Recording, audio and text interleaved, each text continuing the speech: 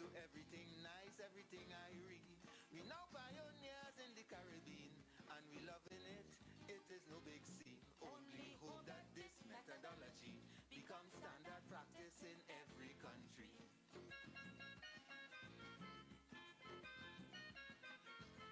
Caribbean farmers care about quality, particular when we feed and people, you see. We want to export to other countries, must meet world standard definitely. So now we must know about toxicity, chemical residues, and about food safety. So when the food gone up on the world scene, we don't have to worry about quarantine. So we go use we botanicals, and we go use biologicals. We go introduce we natural enemies, plant we chop crops and protect we honeybees. We want to produce all the food safely. We even want to plant it chemical free. This is TTT News on Talk City 91.1 FM. Good morning, Trinidad and Tobago. This is your TTT News Update. I'm Carrie Roberts. Making the news at this time. Band of the Year with Lost Tribe. This is their 5th win in the Senior Band of the Year category. The band also took the coveted title of Overall Band of the Year 2026. The results were revealed at a post-carnival press conference on Wednesday. The band's presentation, The Island Circus, impressed the judges, earning 1,351 points. Minister of Culture and Community Development, Michelle Benjamin, shared her experience playing with the band. Usually I'm working every carnival. Even when I was in the ministry, was just making sure that the day is put together. Now I'm the minister and I had a little space and I was able to cross the stage, and I can tell you the experience was truly amazing. Second place in the large band category went to Trinidad All-Star Steel Orchestra with Sailors Ashore in Japan, while Paparazzi Carnival secured 3rd place with Elope Destination, I Do. K2K Alliance and partners once again won the Senior Medium Band of the Year. Travel Connection Cultural Promotions walked away with top honors in the Senior Small Band category, while Moko Samoko took the Senior Mini Band of the Year. Junior Band of the Year 2026 in Large Open category went to Zebra Peak Productions, who secured 455 points. In the Medium Open category, Spoiled Rotten Kids took 1st place. Vanessa and Friends took the top spot in the Small Open category, while Sophie's Window topped the Mini Open category. In other news, the Trinidad and Tobago Police Service Tobago Division is reporting a safe carnival period. Providing an update during Carnival Tuesday celebrations, Senior Superintendent Rodil Kirk said from the start of Tuesday's celebrations, officers were out in their numbers and no major incidents were reported.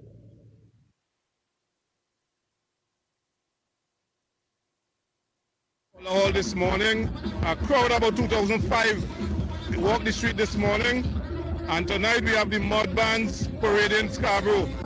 We had that estimated about 4,000 persons I will see on Scarborough now. The police are along with the bands.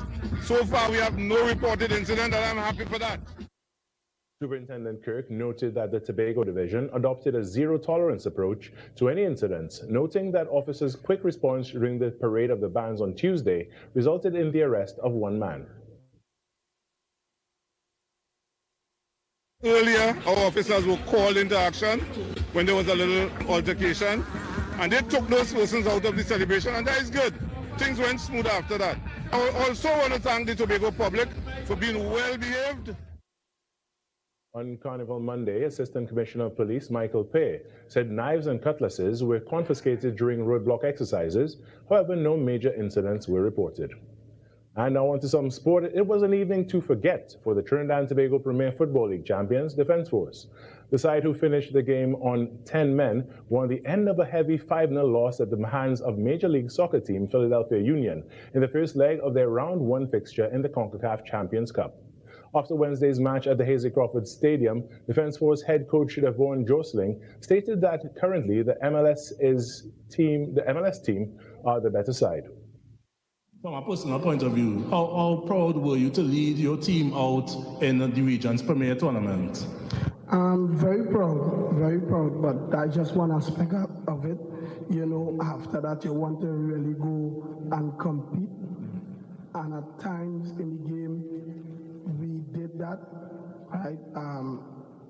if you can remember, we get the first chance at the game with Keaton St-Hilaire running onto a through ball, but he hit it over bar, and that could have changed the game. But you have to give respect where it's due, and I think at this moment in time, Philadelphia Union is ahead of us. And that's what's making the news this morning. But joining us right now is the host of Trinidad and Tobago Today, Vimala Balkaran. Good morning, my good friend Vimala. Good morning, Carrie, or should I say birthday boy. Happy belated birthday. Thank you so much. I kept it quiet yesterday, but I realized that. Yeah, and by the end of the show, I completely forgot to wish you happy birthday. So happy birthday, Carrie. I wish you many, many more. That was TTT News on Talk City 91.1 FM. Talk City 91.1 FM. Talk. The cabinet has approved the increase in the permissible age of importation of foreign-use right-hand drive private cars, that's sports utilities, SUVs, sedans, and station wagons, powered by gasoline, dieseline, or compressed natural gas, CNG, from 3 years to under 8 years, and under from the date of manufacture. Music.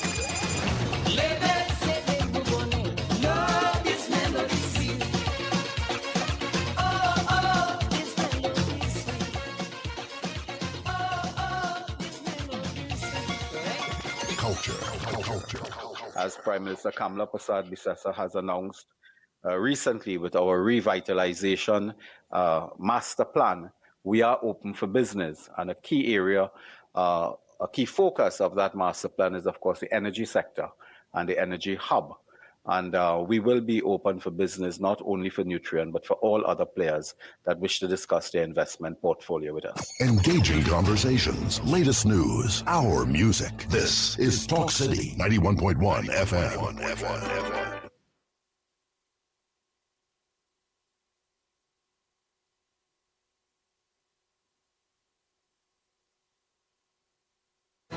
Your stories, your communities, your country. TTT News is everywhere, on the ground, across Trinidad and Tobago, and on every smart device. When it matters, we're there, reporting the news as it happens. Because your world can't wait. Your world moves fast, so do we. TTT News brings you the people, events, and issues that matter most. Stay informed, stay ahead. TTT News, every night at 7. TTT News, committed, accurate, relevant.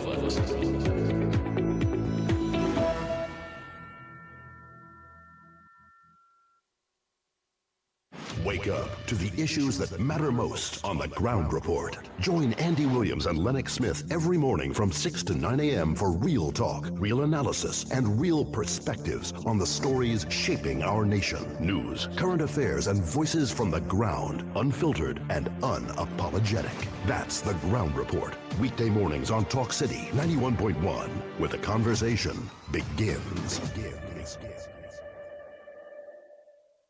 This is Destra, and right now you're listening to Talk City 91.1. Keep it locked. 6 a.m. to 9 a.m. Join Andy Williams and Lennox Smith, the Ground Report team, as they rip apart the lies, half-truth, and misinformation that the mainstream media never discuss. The Ground Report. Hard-hitting, informative, undiluted, uncompromising, and unfiltered. Monday to Friday. Get the raw facts before making any life-changing decisions. Only on The Ground Report.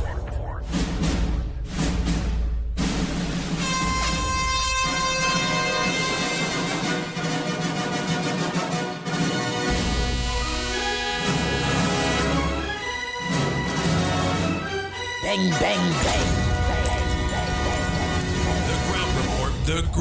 The Ground Report. The government of Trinidad and Tobago is not closing down Petrotrin. The Ground Report. I would think that there's been very clear that all the employees of Petrotrin will exit the company. All. The Ground Report with Andy Williams and Lennox Smith.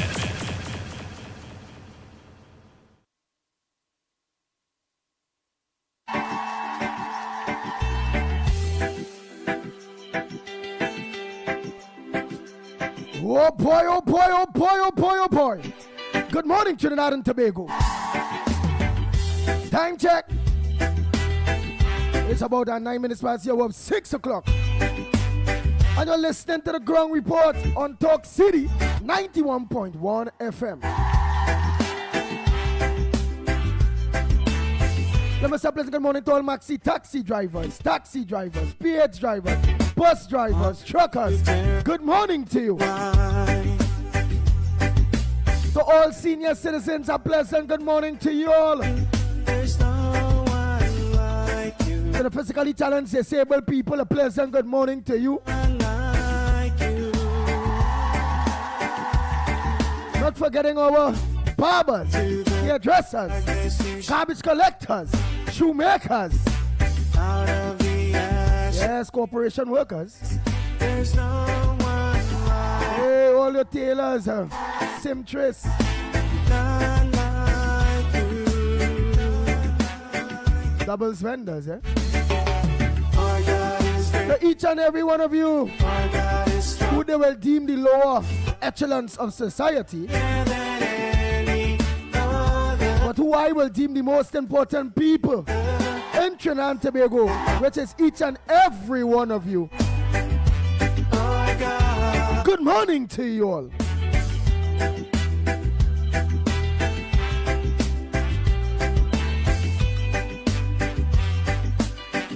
Mr. Plan, good morning for those of you that look on to us on Real Media TT on Facebook, Real Media TT on YouTube. Out of the ashes we rise. Yes, on Corridor Transformation on YouTube. Not forgetting to at Talk City 91.1 FM on Facebook, YouTube, and on Twitter. So for good morning to each and every one of you that are look on to us on social media. I see that Boudram John saying today is his birthday on Facebook there. Boudram John, a happy birthday to you.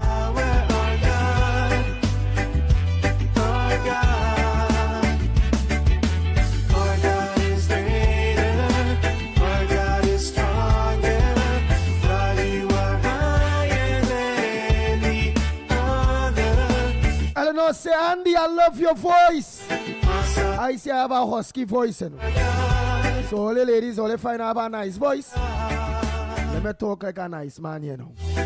Hey, Eleanor. How are you this morning, baby? Oh, yeah. Do you want the pit bull to come and have some breakfast with you, Eleanor? What? Tell me if that voice sound romantic there, you know. Bang, bang, bang, bang, bang, Never could ever stop us. And if our God is with us, then what can stand against? And if our God is for us, then who could ever stop us? So I know you're going to tell me how that voice says there, girl. Then what can stand against? Let me say a pleasant good morning to Wendy and John on Facebook. Zibran Ghani. Hey, Troy Smith, good morning, Desmond Hines. Anthony Ford, good morning to you. Durat Mohan, good morning, 007. Azad Khan, good morning, my brother. How are you? Michael Scotland, good morning. Dave Moraz, good morning. Yes, 007, UK Lockhorn. Jillian John, good morning.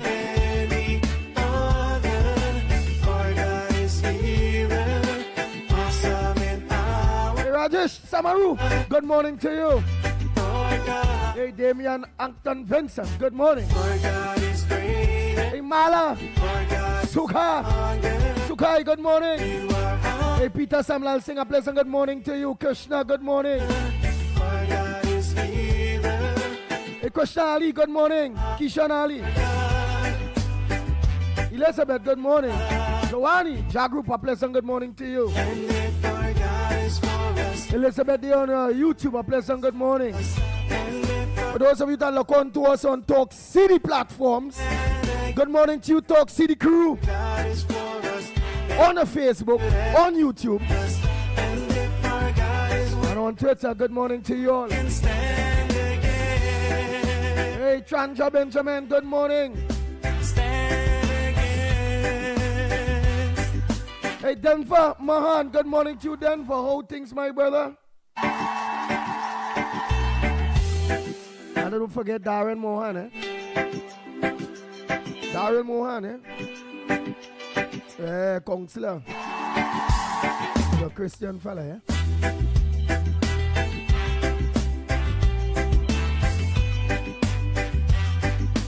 I nearly sell for a pleasant good morning to you. Yes, and your wife. Hey, KK. Like you ain't going to school till Monday, girl. Water you turned into wine. Hey, Jennifer Ramjit. Good morning to you. The eyes of the blind. There's no one. Hey, Trincia Hira. Good morning. Rose. Good morning. Like you. Hey, Balraj. Good morning to you. Rick. Good morning. You shine. Hey, Davy C. Posada, pleasant good morning to you. The ashes we rise. Hey, Hafrina Mohammed, a pleasant good morning. Ryan Nick Chedi, a good morning to you. Hey, Biznat Posad, good morning, my brother. Our God is greater. Our God is stronger. God, you are Gloria Escala, pleasant good morning. Dave Bailey, good morning.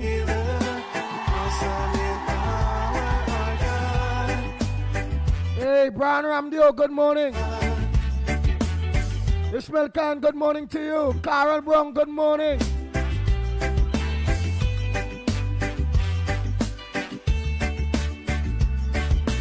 Into the darkness you shine. Hey, Palu, good morning. We rise. Yes, Miss Palu, good morning. One like you. None like Hey, Diane, how are you going, girl? Virginia Maraj, good morning. Matilda Rhodes, Anne-Marie Amin, Marilyn Ciceran, my baby, Teacher Balmain, video up there in Vancouver. Paul Daniel Singh, Beverly, yes, Beverly Bernard, good morning.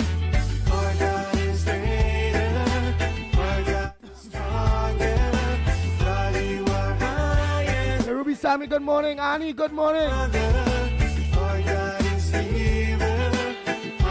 Hey, Timothy Roberts, good morning to you. Your Brady Bunch, a pleasant good morning. Jacqueline Sammy, how we going?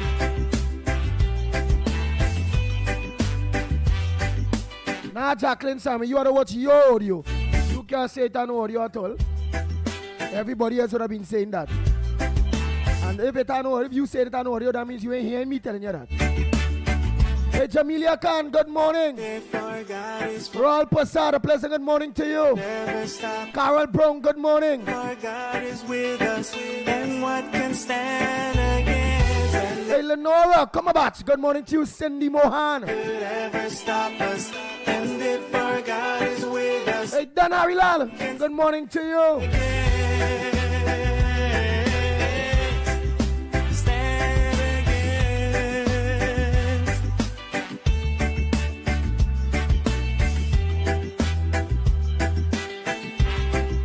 So you ought to check your audio, ma'am. Because Hobu Jam John, let's say thank you when I say happy birthday to him.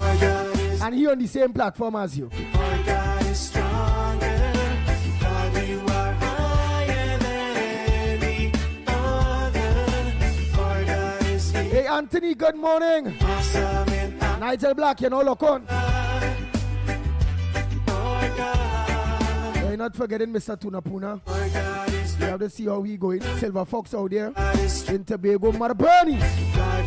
Good morning, Mother Bernie, and the whole Tobago crew. Good morning to you all. Our God is healer. Awesome in power. Our God. Our God. And if our God is for us, then who could ever stop us? And if our God is with us, then what can stand against? And if our God is for us, then who could ever stop us?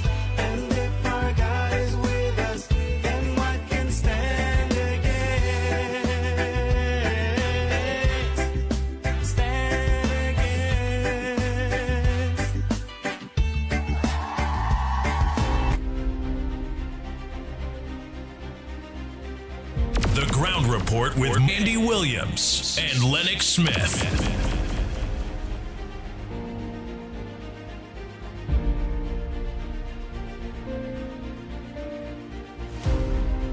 Let me make sure everything is in order. Director, a pleasant good morning to you, Director Snipes. Good morning, Andy. Good morning, Trinidad and Tobago. Very good, man. That's something to play here, you know. Hey, Lennox Smith, a pleasant good morning to you. Well, indeed. Of course, as it is a pleasant morning. Of course, it is the day after, of course, the designated Ash Wednesday. But of course, it marks the beginning of a very holy week, and both for, of course, the Christians and the Muslims. Today, of course, marks the beginning of Ramadan, that holy month. And of course, some Muslims say that if you don't get to that pilgrimage called Hajj, where, of course, all seem to be equal, everybody in white and so on, that symbolizes equality of all human beings, whether your station in life is a millionaire, billionaire, or simply a person who may be in an impecuniary state, meaning that you lack money or you are in poverty. It doesn't matter. But that is what it is. And of course, we have gotten the results of the road march. Marshall did it, yes. So therefore, he's one up on the late great Lord Kitchener, and therefore, of course, we have to, of course, commend him. He's a living legend, clearly. Whilst, of course, Kitchener, whilst he was there, held that record for over 50 years. The fact of the matter is that we have, of course, a new icon in Marshall, but he's 50-something years of age, so therefore he has much more to go, but he has made it very clear that this would be his last. We see what that symbolizes or what he means by that as we move forward, because Carnival will come again. So I'm glad you say you will see what that symbolizes when he moves forward, because I hear for up here is the last with he Iowa. All of them must be the last, and I don't know if the last don't ever be the last. But I like how we let us. Well, I mean, Bungie Garland put a different spin to last, because he said that he wasn't going to contest any road march, but suddenly he found himself smack in the middle of it. In fact, he has come out third in the race. So you are quite right. But of course, I mean, that is an option that they have. And it is not just for this art form, but in sports and other areas of human endeavor and activity, people make those decisions at one time whimsical, at one time, of course, insincere, and another time, of course, they justify in every circumstance why they would have either opted out or remain, or opted out and then return.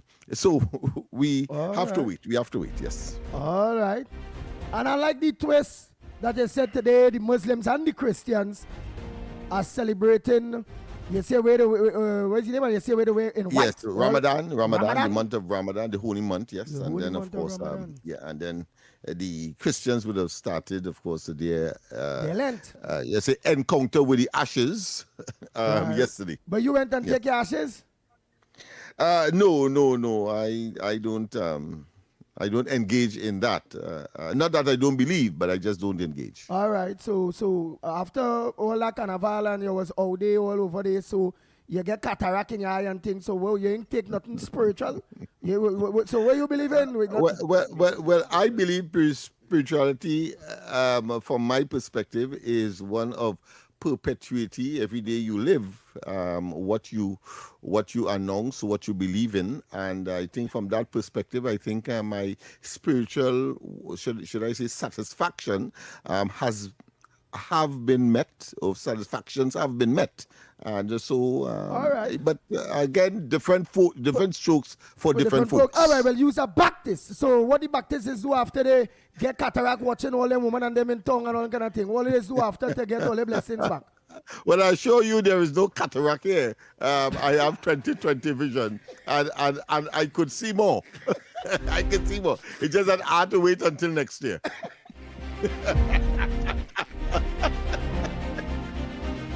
Bang, bang, bang, bang, bang, bang, bang. The Ground Report with Andy Williams and Lennox Smith. Oh boy, let me start off the morning day with this one voice no day come in there, and then let's go to somebody headliners day, man. Oh boy, oh boy, oh boy, oh boy. Man, see you 2020 vision, boy. Yes. Perfect. Good morning, Andy, and everyone on the Ground Report.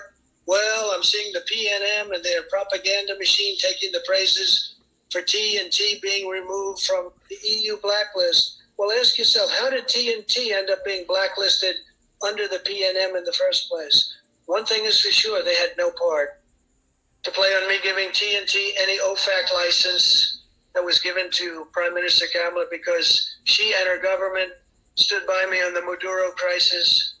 If I had my way, the entire PNM government would have been sanctioned for supporting Maduro and Delzi. So they were lucky they lost the 2026 elections. They got away, but under Prime Minister Kamala, TNT will get more U.S. support from me in the future. Anyway, take care, Andy, and share the live, friends. Bye. Bang, bang, bang, bang, bang, bang, bang, bang. As Donald Trump talked that, Lennox Smith, we are clear when it coming to United Kingdom. That whole scene there, what you know talk about, including that license for we to explore that gas, deal with Venezuela. What do you think? You think we'll be dealing with them head on, or you think that I think BP and them will be talking?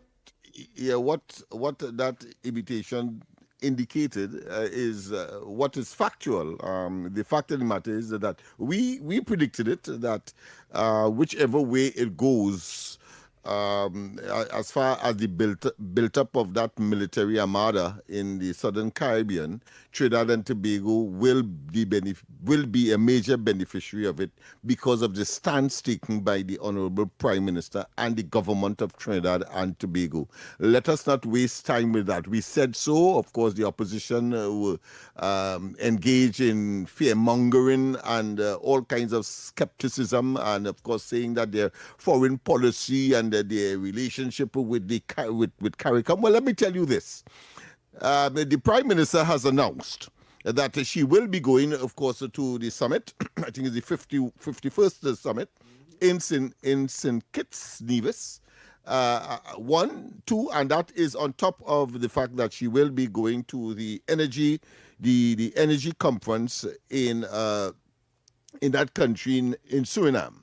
And let us not waste time with that. It means, therefore, the mission of the current chairman of CARICOM has been successful. He was able to, of course, come here to Trinidad, treated, of course, with the highest degree of diplomatic professionalism, and clearly he would have convinced her, because from her utterances prior, one would have thought that she would have only gone as far as Suriname and no further north to see any one of the other leaders of CARICOM. So from that perspective, I think everybody understands now the position of Trinidad and Tobago. I'm sure that she is going to, of course, express her concerns there, whether privately or publicly, when the plenary sessions would have taken place, or when the private sessions would have been enacted, in order to, of course, make certain that Trinidad and Tobago's position is clear, regardless of the skepticism and the fear-mongering of the current opposition, who clearly is out of his depth and have lost, including, of course, the fact that whilst they are claiming that Trinidad and Tobago is off that watch list, that has been, of course, the concern of the OECD, that organization based in France, in Europe, where, of course, money laundering and the financing of terrorists was a major concern, and therefore the whole question of banking relationship among the system, or should I say, within the system of banking, that has now been settled, and whether the PNM claim that they started the process, and I accept that the legislation, one or two pieces of legislation that manifested itself in contributing to this ultimate. But we always say that government is a continuum, and from that perspective, not only did they not achieve the ultimate goal, but it took Kamala Prasad Bisasa, UNC, and the coalition of interest to achieve the ultimate. So they could claim second place as much as they like. The fact of the matter is that it has occurred ultimately, and therefore a lot of benefits come into Trinidad and Tobago. Foreign investment, people have more confidence in the operations of Trinidad and Tobago, greater transparency, greater accountability, and not like, of course, passing a law where the members of the cabinet itself can engage in corrupt and other kinds of unacceptable, undemocratic actions, and believe that they could do so unscathed. It's nice. So what we're going to do is just take a quick break, eh? So when we come back from this break, let's get on to business. The lines are open to you. We're going to get into some of those front burners, play your voice notes, and let's continue to build this country to become a great country for all of us. So Director, it's time to go for that quick break and come back. When we come back, more right here on the Ground Report. We'll be back. Your stories, your communities, your country. TTT News is everywhere, on the ground, across Trinidad and Tobago, and on every smart device. When it matters, we're there, reporting the news as it happens. Because your world can't wait. Your world moves fast, so do we. TTT News brings you the people, events, and issues that matter most. Stay informed, stay ahead. TTT News, every night at 7. TTT News, committed, accurate, relevant.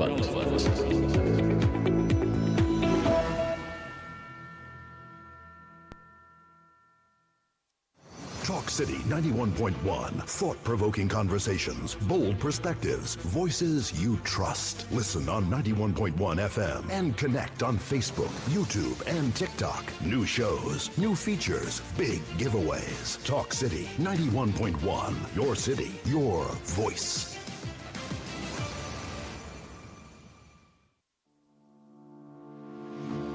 If you are a migrant currently living in Trinidad and Tobago without legal immigration status, this message is for you. The government of Trinidad and Tobago has introduced a special registration process for migrants who have overstayed or entered the country illegally. The online registration process will begin from Monday 26th of January and end on Wednesday 25th of February 2026. All applicants are first required to register through the official portal at migrantregistration.gov.tt. That's migrantregistration.gov.tt. After completing the online registration, there will be a mandatory in-person processing and verification which begins at the end of February 2026. The start date for that phase will be announced through official government channels. The in-person registration will take place at the Hazley Crawford Stadium, Port of Spain, the Atto Bolden Stadium in Balmain, Couva, and the Larry Gomes Stadium in Malabar, Arima, as well as the Dwight York Stadium, Bacalet, Scarborough, Tobago. Applicants will undergo a comprehensive verification process, which will include vetting by the Trinidad and Tobago Police Service involving fingerprinting and background checks. You will also be required to undergo basic medical screening. Upon completion of the registration process, successful applicants will be required to pay $700 for the migrant registration card. The ministry reminds undocumented migrants your participation in this exercise is essential, as failure to register during this window will result in deportation. This special registration process for migrants is your opportunity to be documented, protected, and allowed to work legally in Trinidad and Tobago for a defined period. For additional instructions, along with online application and required forms, visit the official portal at migrantregistration.gov.tt. That's migrantregistration.gov.tt. This message brought to you by the Ministry of Homeland Security and the Information Division, Office of the Prime Minister.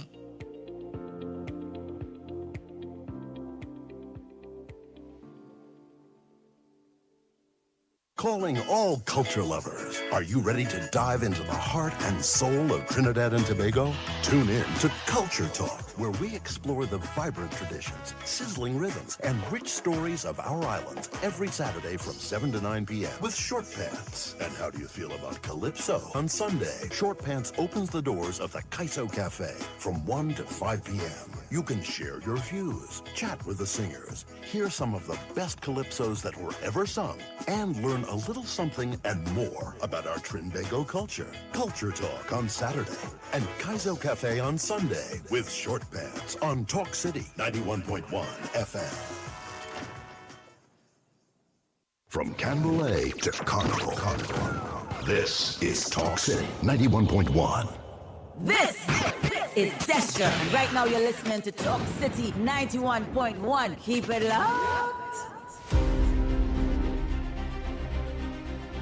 The Ground Report with Andy Williams and Lennox Smith. We are back.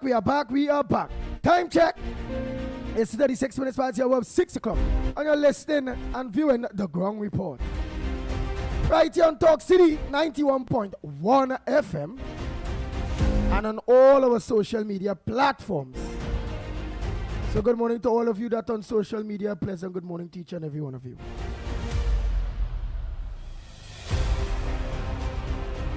This is what it is Lennox Smith was talking about Trinidad and Tobago.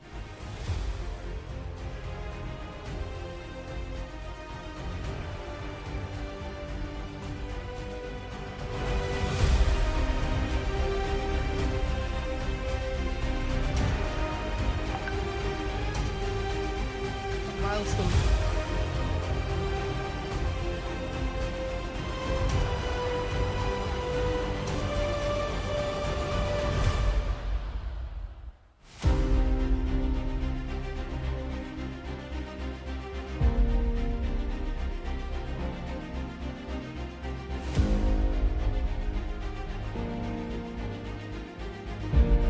Nearly a decade in the making. Trinidad and Tobago, which has been listed on the EU blacklist since December 2017, has successfully been removed, leaving only 10 jurisdictions on the list. On Tuesday, the European Union's Economic and Financial Affairs Council added 2 countries to the list, namely Turks and Caicos Islands and Vietnam, but removed 3 countries, Fiji, Samoa and Trinidad and Tobago, noting that they now comply with all agreed international standards. Welcoming the move is Prime Minister Kamala Persad-Bissessar, who said that the removal is proof that her administration's rapid reforms have paid off. The EU cited a series of significant steps taken by the government, including overhauling the free trade zone regime, signing global tax information agreements, tightening transparency rules, and meeting international standards for automatic exchange of financial account information. Mrs. Persad-Bissessar criticized the former PNM administration for failing to take the necessary actions to secure compliance and removal, adding that through legislative reform, sustained international engagement and stronger institutions, the current government were able to restore credibility and rebuild trust. The EU's own ambassador to Trinidad and Tobago, Cecile Tassin, called the country's progress impressive, noting that it is a positive sign for the continued strengthening of the partnership between the EU and TNT. And the business sector has also welcomed the news. AmCham Trinidad and Tobago said the decision strengthens investor confidence and reduces the compliance risk that had been weighing on local businesses while strengthening the country's international financial reputation. AmCham also praised Finance Minister Devendranath Tanku and other government ministries in achieving the outcome, noting that it recognized the sustained engagement and technical work undertaken. Finance Minister Devendranath Tanku, though, said those reforms were deliberate and urgent, stating that the achievement underscores TNT's dedication to implementing robust global tax standards and expressed his appreciation to the EU in recognizing the reforms undertaken. The Prime Minister added that the removal from the list signals to the world that TNT has met its commitments, emphasizing that investor interest is rising, confidence is returning, and momentum is building. Sonolala, TTT News.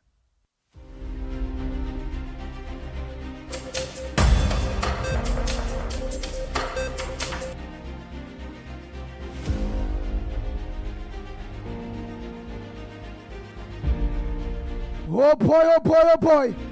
So that's strike one of what it is we are talking about. I'm going to go quick to strike two of exactly what it is we are talking about again here. Boom. Yes, yes. Very good, man. Trinidad and Tobago is reaching somewhere. Not in bad at all, at all, at all, at all, at all. So now let's go to the next one here. Very quick. Nice.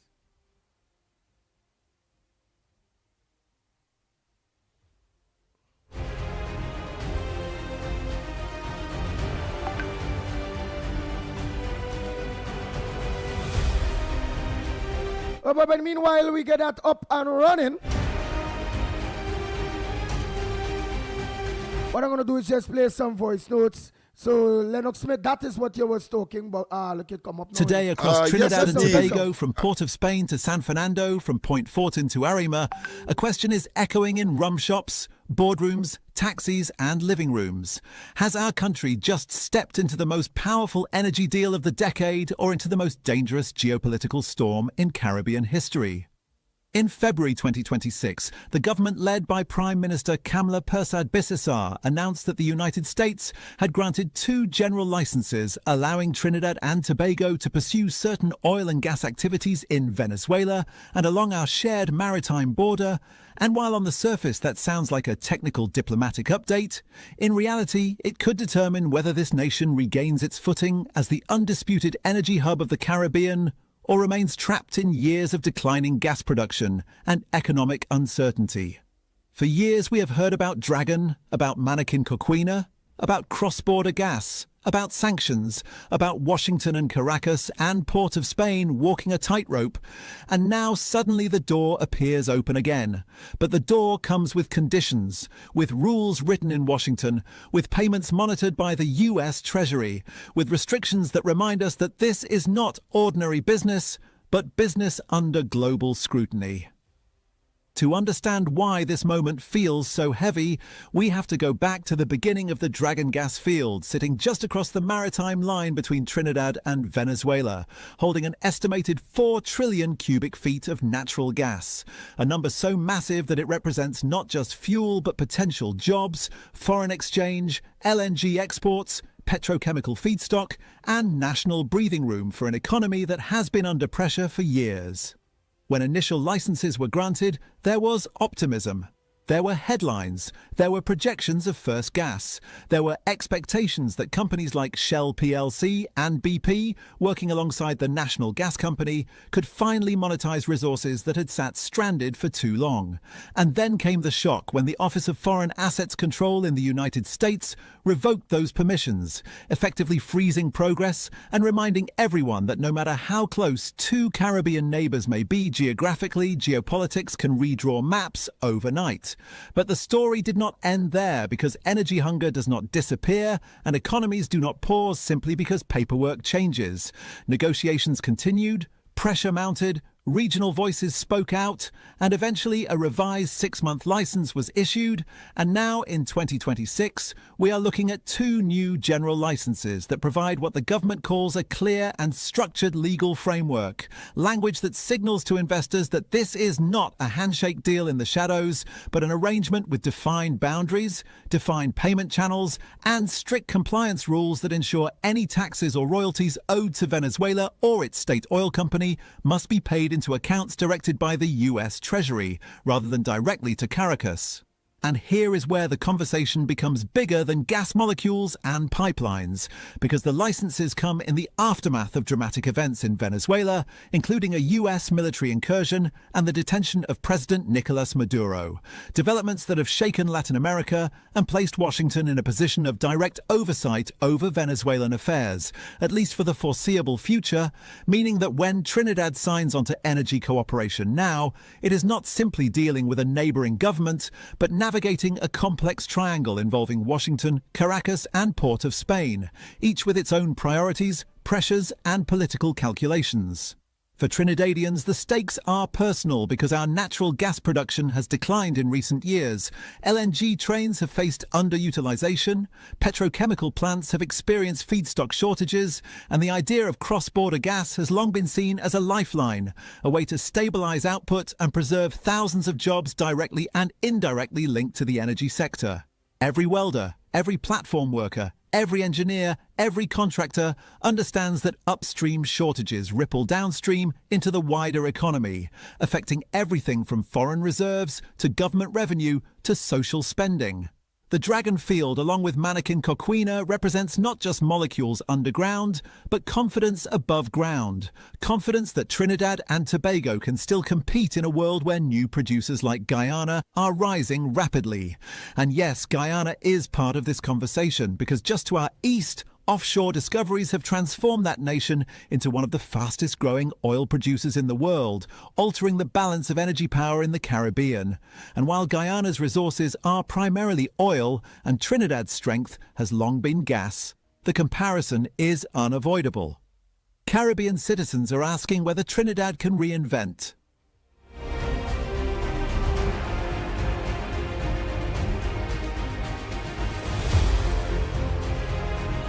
Oh boy. So Lennox Smith, you heard the two. They are saying yes, indeed. Both of course are what I consider to be accurate and appropriate synopsis as to the situation Trinidad has found itself in, largely due to the sagaciousness and the political experience of the Prime Minister of Trinidad and Tobago today, and of course, and subsequent to the 28th of April, 2025. Let us not waste time with that. I love to use that term because people have this nostalgic. But let me ask something. What I mean that the saying the United States is who overseeing Venezuela affairs when it coming to the energy sector in Venezuela. They're saying that anybody dealing with Venezuela there had to pay. They used to pay, I think, to some country. Now that they pay directly the U.S. Treasury, and where the U.S. now will share the money, will send Venezuela is them own, the article is correct that it comes with conditionalities, and as they say, you navigate the, I wouldn't say treacherous, but certainly complex waters or the triangle among, because when it's more than two, you say among, between, you say two people. So among the United States, Venezuela and the Trinidad and Tobago, each of which having their own interests. Well, the conditionality for the OFAC license, or the two license for these cross-border fields, access to them, is that the monies must be paid, an account will be made by the United States. The United States, in effect, is superintending the entire affair. Of course, that came as a consequence of what transpired a couple months ago, as far as and resulting, of course, in Maduro facing, of course, criminal charges in the United States. So that is a condition that was laid down by the United States for Venezuela, for, of course, the present regime there to be functional, and of course they are witnessing, of course, an experience like what is called the sort of debacles. No, but watch. Where you have the U.S. pouncing on you. Go ahead. All right. So it all boils down. In real, America is in charge of the energy sector in Venezuela. That's right. And wherever they say there goes, and Delcy Rodriguez, acting president, cannot say, "Hey, we not." Remember the other day we called she's a pawn of the United States. To use a categorical statement and to be as blunt as possible. Oh Lord! So remember they called Kamala Prasad Bissessa, the Prime Minister, persona non grata, the lock off all deals with Trinidad when it comes into energy and all this kind of thing. So at this point in time, that's out the door. Yes, I understand that the current Minister of Energy, Dr. Munilal, will be paying a visit to Venezuela if the story is correct. And all of the soothsayers and all of the negators and all of the pessimists, certainly the spat in the sky and all of that have, of course, descended upon them. Wow. Yeah. So, the dragon most likely going to dance again.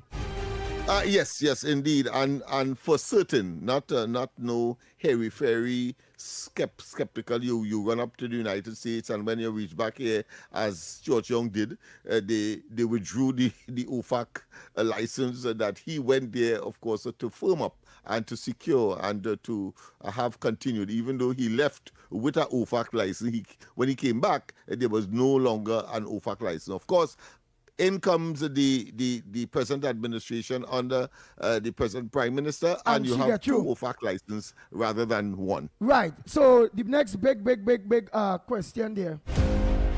Some people are speculating that that we will not be doing no negotiations with Venezuela directly. That it will be BP and Shell doing the negotiations with them there. But now you are saying, if the story is true, that our energy minister, Dr. Rudal Munilal, will be heading to do the negotiations on Trinidad behalf across there. No, I'm not saying negotiation, but I'm saying that you must have some representative of government in the whole process here in Trinidad. And of course, the ministry headed by that minister certainly would have been given the authority so to do. But the main players would be, of course, BP and Shell in terms of the actual execution of the process. Because remember, the government gets its income from the whole process through taxation of these companies, apart from some other benefits as well, such as, of course, some of the legacy issues that normally is associated with these types of transactions. Okay. Understood. So, trying to make sure the lines are open to you. The lines are open. Let's see if we can but we have to go for a break, people. Sorry about that. I know that it's getting hot. I know that your minds are churning, but we have to go for the break. And when we come back more on this edition of the Ground Report. Your news, anytime, anywhere. TTT News brings you the facts that matter most, on air and online. More ways to stay informed. TTT News covers the stories that matter. Join us nightly at 7. TTT News, committed, accurate, relevant.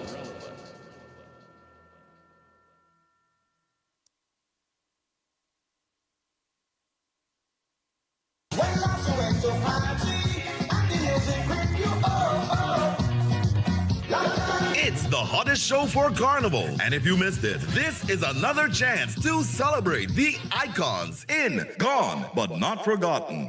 I feel like hope. Friday 20th, the Friday after Carnival. We're back at Napa, including Funny, Swallow, Singing Francine, Shadow, Arrow, Maestro, Rootsman, Lax, Sandoli, Rigo, Brass Shorty Eye, plus lots more. Their music still lives on in our hearts. An unforgettable night as we celebrate their legacy in Gone But Not Forgotten. Backing band, the renowned Vince Rivers and the Soca Unit. Friday 20th, the Friday after Carnival. We're back at Napa. One show only. Showtime 6:30 p.m. Your master of ceremonies, Sonny Bling. Tickets $300 and $250. $50 off by Ash Wednesday if stocks last. An additional $10 off for online purchases. Available at islandetickets.com, Crosby's, Jumbo Foods Barataria, Mark's Liquor Palace, Digomate Main Road, All Kenny Sport, Western Union, Tuna Buna, All Extra Foods, Athletes by the Park, Napa, Box Office. For more info, call 732-3402. Gone, but not forgotten.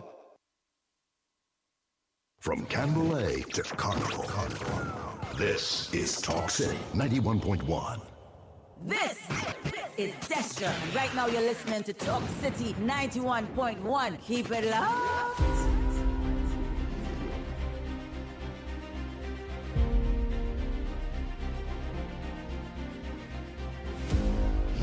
Good morning, Andy. Good morning, Lennox. Good morning, Director Snipes. And this is the day the Lord has made. Some will rejoice and can be glad in him. But I give him thanks in life for all the critics who in the chat who say they forgive me. I know they wasn't genuine with that, but God forgive me. God know my heart. I don't care about unscrupulous, eat our food, hungry mouth, crabs in our barrel people, either warrior, either fighter, who feels it, knows it. I know what's going on, I see what's going on, and long live the UNC. We just watching on and seeing what's going on. So all eat our food, in Santa Cruz, you singing for your supper. You come from a horse racing club. You are a different kind of human being. You don't need push horse racing. Good day, Trinidad and Tobago and the Ground Report crew. This is Mahaval here speaking. I haven't spoken in a while, but I had to put in my 2 cents here. 1 month after the elections last year, Moody's did a survey, or brought out their survey results, which would have taken into consideration everything that, Trinidad and Tobago's performance from, or its outlook, up to possibly the end of 2024. Or let we go until the first quarter of 2025, which would have been while the PNM was in power. Right? The survey gave the results that Trinidad and Tobago's outlook had gone from stable to negative. The PNM was quick to blame the UNC for that and say, okay.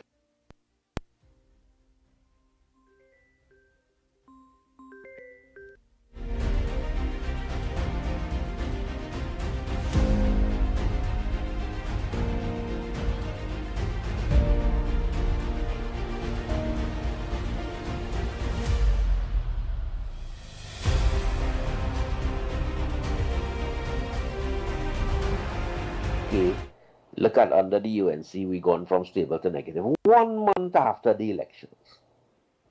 Right? The UNC didn't even matter warm the chairs properly. The government wasn't, the government didn't even have a time to prepare a budget or anything like that. Right? But we went from stable to negative.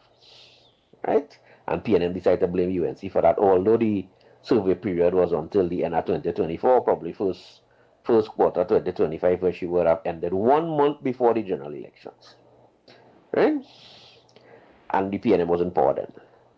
We're looking at 1 year later, or 10 months later, where now the IMF has expressed confidence in Trinidad and Tobago's economic outlook, right, for the future. Right? Investor confidence has drastically improved, and we are in good standing with the United States of America in terms of being granted 2 OFAC licenses. Right? A lot of countries now want to do business with Trinidad and Tobago. We have gotten several grants, oversubscription of the central bank bonds, etc. And more recently, the removal of Trinidad and Tobago from the list of non-compliant countries from the European Union blacklist. Right? The PNM, ironically, is taking credit for this. And why would the PNM take credit when up until the end of 2024, the beginning of 2025, when they were in power, we were on the blacklist all that time. Right? All of a sudden, everything that happened good under the UNC, PNM want to take credit for it. Call Membert, Stuart Young, Penelope Beckles, or Vanellope Beckles, if you want to call it that. The woman who dressed up like a man on Carnival weekend, and walk in the street. So right now we don't know if Penny is androgynous or what color the rainbow she is, but anyway. Miss us with all your nonsense and all your hypocrisy and all your double standards, because PNM never knew how to run this country. Now we finally have a government that does know how to run it. Have a wonderful day, everyone. Yes. So now we have to go for the news and come back to Trinidad and Tobago. Time check. Yeah, 7. 1 minute to the hour of 7 o'clock. Or maybe 30 seconds. And we may have a guest by impromptu, but just keep your dial where it is, because we may have an important guest, a minister of government. That is what I'm prepared to say this way. But we go for the news, and when we come back, more on this edition of the Ground Report.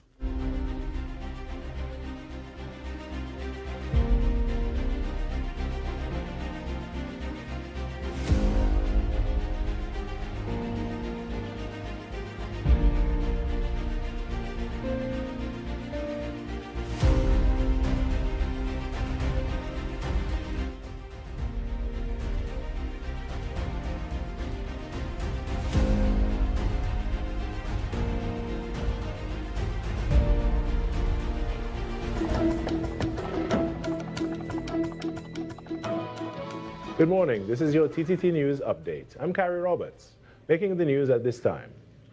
Nothing is wrong with Road March contenders moving from truck to truck to perform their songs. That's the opinion of the president of the Trinbago Unified Calypsonians organization, Ainsley King. That clarification comes after soca artist Marshall Montano made Road March history, capturing his 12th title and surpassing the legendary Alwyn Roberts, the Lord Kitchener, who previously held the record. Mr. King was responding to questions from journalists at a press conference on Wednesday, where concerns were raised about the possibility of performers disrupting or unfairly influencing the Road March process by going from band to band. He, however, clarified that the rules were changed and artists are free to perform as they please. On Wednesday, soca artist Marshall Montano made Road March history, capturing his 12th title, surpassing legendary Alwyn Lord Kitchener Roberts. Mr. King revealed that Montano's song Encore dominated the road, being played 171 times. Second place went to Aaron Voice St. Louis with Can't Behave, which played 127 times, while Ian Bungie Garland Alvarez secured third with Roadman, which played 97 times. The two co-presidents said Double M's historic win is proof that dedication and relentless hard work will always pay off. But my take on it is that what was demonstrated is hard work to pay off.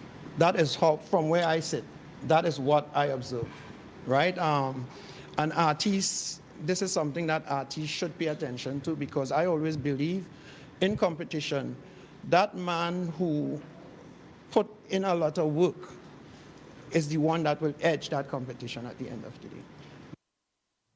He extended congratulations to Mr. Montano, who he referred to as a greater legend. Lord Kitchener held the Road March title since 1976. And the response from 12-time Road March king Marshall Montano was immense gratitude for the win. Via a social media post, the King of Soca said he is grateful to be part of the historic breaking of the 50-year record and hopes it will be an inspiration, especially to the young men and women in the industry. He said the feeling is comparable to his first Road March win in 1997. Mr. Montano also extended congratulations to Voice Bungie Garland and the other contenders and thanked all his fans and masqueraders for the passion and support.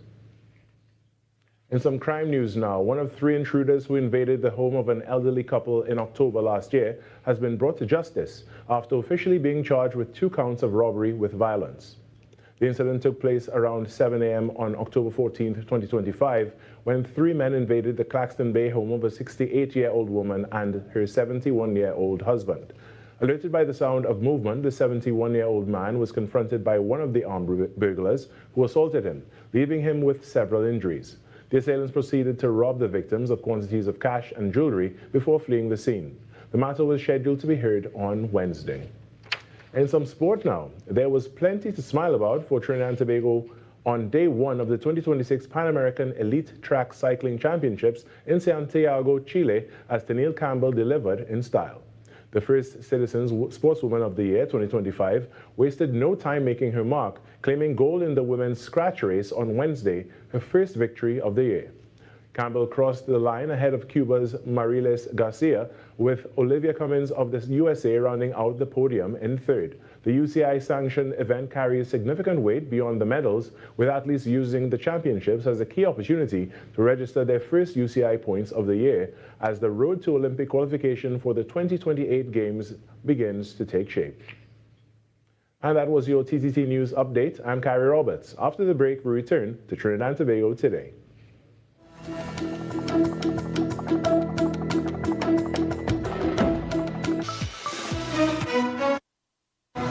That was TTT News on Talk City 91.1 FM. Talk City 91.1 FM. Talk. This is about creating opportunity through responsible management and citizen participation in national wealth. We are targeting US $3 billion in new investment within the next few years in energy, in construction, in tourism, and the digital economy. Music. It's reconstruction time in Trinidad, so put your shoulder to the wheel, man, lad, move on, don't stop till you reach the top. You put a hand and I put a hand and we will sing. For big and for small in no time at all, prosperity. There's no other way to do it. Show your patriotic spirit, unity, somehow. If Trinidad ever needed you, it's now. Culture. The budget has goodies and some not so goodies, but that is because fairness requires that everyone plays their part. Engaging conversations, latest news, our music. This is Talk City 91.1 FM. This is Destra. Right now you're listening to Talk City 91.1. Keep it locked. 6 a.m. to 9 a.m. Join Andy Williams and Lennox Smith, the Ground Report team, as they rip apart the lies, half-truth, and misinformation that the mainstream media never discuss. The Ground Report. Hard-hitting, informative, undiluted, uncompromising, and unfiltered. Monday to Friday. Get the raw facts before making any life-changing decisions. Only on The Ground Report.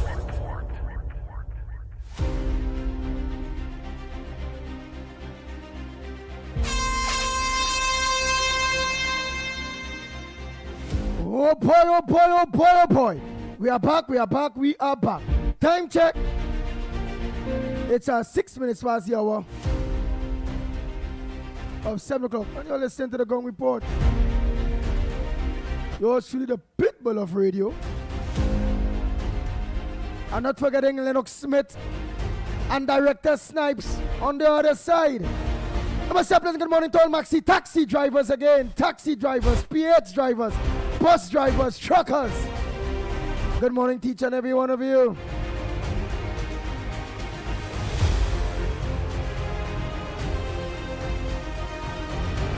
So the lines are open at Trinidad and Tobago. The lines are open.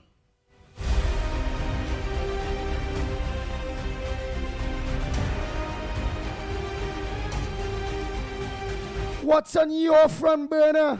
What's supposed to make news that not making news?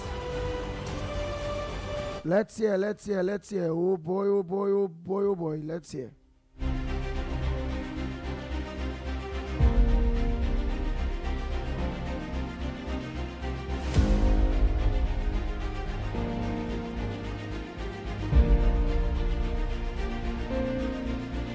Go ahead, caller. Pleasant good morning to you. We're calling from what's your contribution on the Gong Report? Good morning, Andy. Yes, good morning to you, Miss Santa Cruz. Go Andy, ahead. Are you hearing me properly? Yes, loud and clear. Yeah, we are hearing you right around. So you go ahead. You are surround the sound.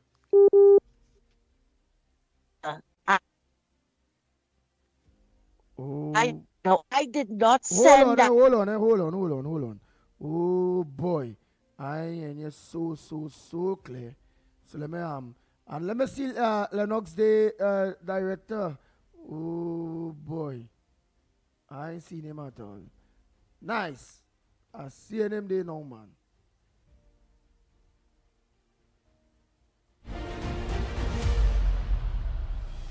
But you gotta watch the camera, you know. What kind of saga boy thing like he vex their face and hand on face and cheeks and all kind of badge and kind of thing so? You know people be watching this thing hour. Yeah, feel you feel in the studio there, nobody seen you. Thousands of people watching you, man. Yeah.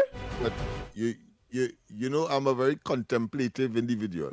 So when you see my finger on cheeks and so on, I'm merely, of course, ideating or concentrating on some issue. So don't be lured by the apparent, when in fact it may just be the opposite.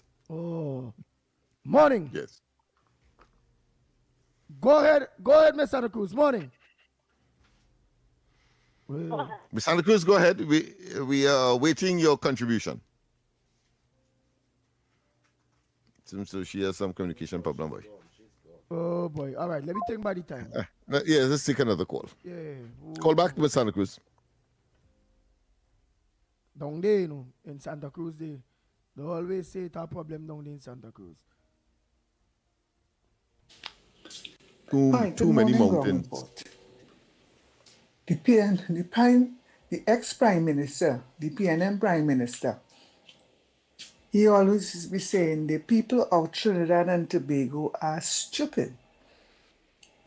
So that they know any rubbish they say, most a good bit of the people in Trinidad and Tobago will believe.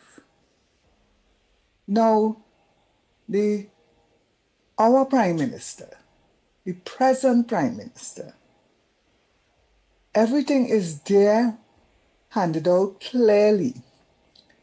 It says up to a certain time that we were not eligible. They give the time.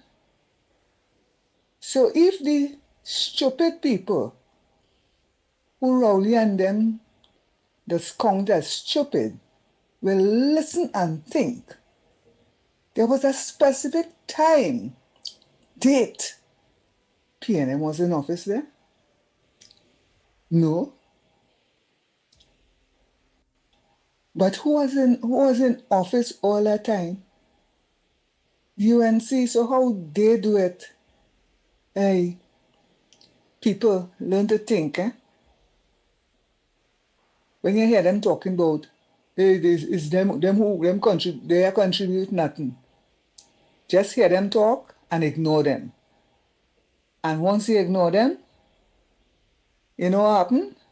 They go stop talking and such a rubbish. God bless. Have a good day.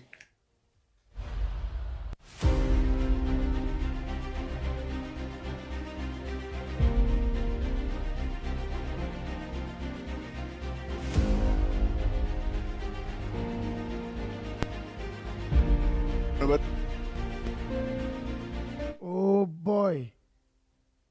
Early one, so I hope it plays. It's really about yesterday's program, which had two kind of main lines. One along the line of dichotomy between Lent and Carnival, and the ridiculing of people who participate in both, apparently. And the other one was about activists, and the activists being disgruntled and all of that. And believe it or not, there's a link, or a couple of links between the two. See, this is a republic. It's a republic based on secular civil law, not religious law. There are countries in the world with religious law, right? But here, once you are doing anything, including religion, that is allowed by the law of the land, that we are all supposed to be able to participate in the creation of, then Bob's your uncle. You should not have a problem, and you should not. Now, people are free to ridicule you as well, to speak about it. But you have to ask yourself, if your line is one of religion, certainly Christian religion, about people's activities that you consider abhorrent, well, I think he who is without sin cast the first stone applies. I think you may be in a breach of Christian law if you in fact are pelting stones. Anyhow, the other one is this activist thing. This activist thing that comes up and comes up all the time. The activists are not happy. You know what's strange to me? It seems as if votes don't matter. It seems like our politics is really about financiers' money and activists activating. The actual citizens voting means nothing. And you know what? You're correct. You activists out there and you financiers out there who believe that the citizen vote mean nothing and it's really about the interest of financiers, money going in, so they want something coming out. And activists, because I activate for your party, I must get something special other than the rest of them plebs who voted, stain the finger. Then that really explains our politics, doesn't it?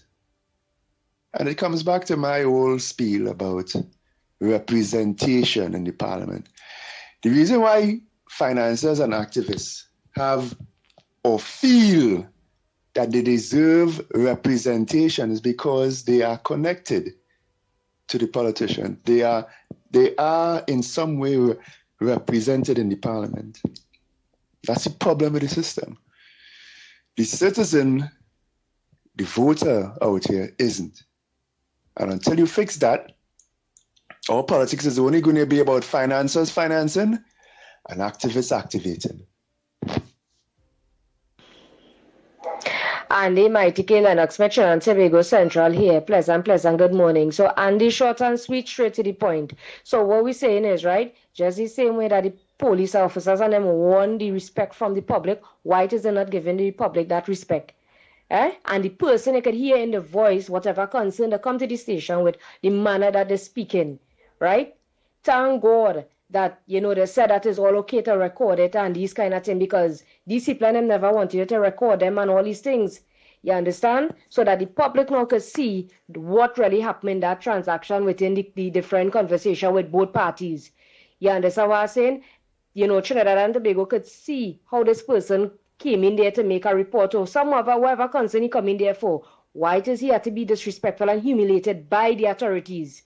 You understand that he trusts and he came in inside of there to largest concern about, right? Who these people and them tell themselves they never build a station. Why it is they running people out of the station? That is wrong, Andy. Trinidad and Tobago, that is wrong. How much times are they seeing that on social media and what it is being done about it? Nothing. That is why we're calling on our present administration to root out and pull out and fire these worthless, wicked, cold-hearted, corrupted police officers and from in these things. You understand? From in these services because they are not the ones on them who have to protect and serve. They are there for their own concerns. You understand? Them is at an advantage and do all kind of wrongdoings. If they don't want the work, do not keep it for the position to advantage the people in this country. You understand what we're saying? So Trinidad and Tobago, this is something that all you have to keep all your eyes on and all your ears on. Because this is something that it draws a lot of attentions to different criteria what's going on in this country right now. Right? How many times that all you have to be hearing police officers' uniform being sent out to do wrongdoings and all these things. How these people get in these things? You understand what we're saying? And everything that's kind of sweeping under the carpet. No, you have to pull back up that and the authorities really have to investigate these things and continuously doing audits on these officers and them who don't want this work. You understand? Because they cannot be dealing with the public like that and doing all their wrongdoings and want to still be in the service to be collecting a salary. You understand? That is wrong. So Trinidad and Tobago, keep all your eyes and ears out on these kind of things and speak about it because you're going to get more and more worse with some of these worthless police officers and them. It had the good ones, we're not saying no to that. But at the end of the day, it's time to pass up to it. Locked on and listening, Andy, and you don't know. And it's that. Yes, I didn't play the video because I'm not too sure if it is that video is sent if I was to play there and it's that. If the officers, because I see video where officers cussing people and things now. I ain't get to view it, so I can't play it. And I don't know what level of disrespect you're talking about. So I really cannot play it. Oh boy, let's continue Trinidad and Tobago.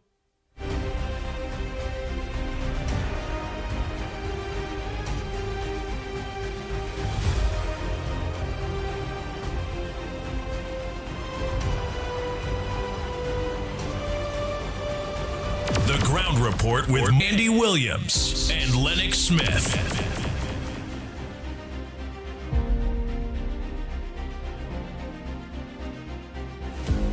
Go ahead, Miss Santa Cruz. Morning.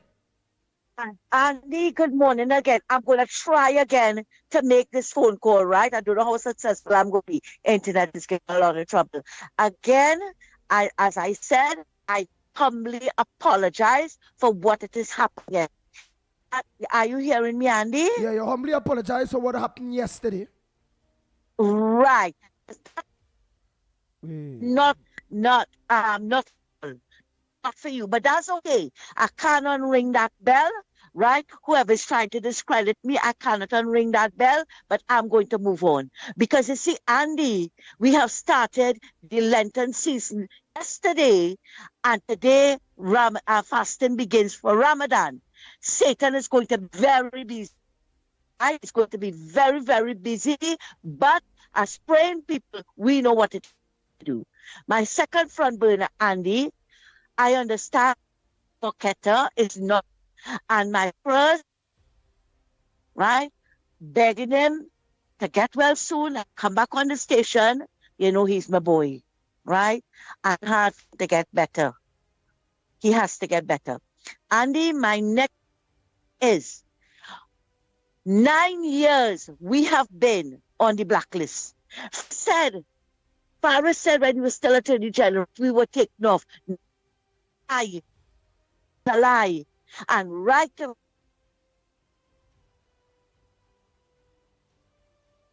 You're real in and out. In and out. out. You hear what I do?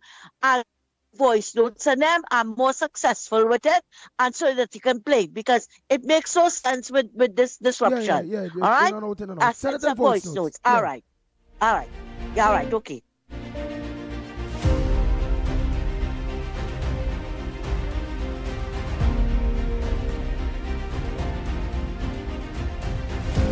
Go ahead, caller. Morning.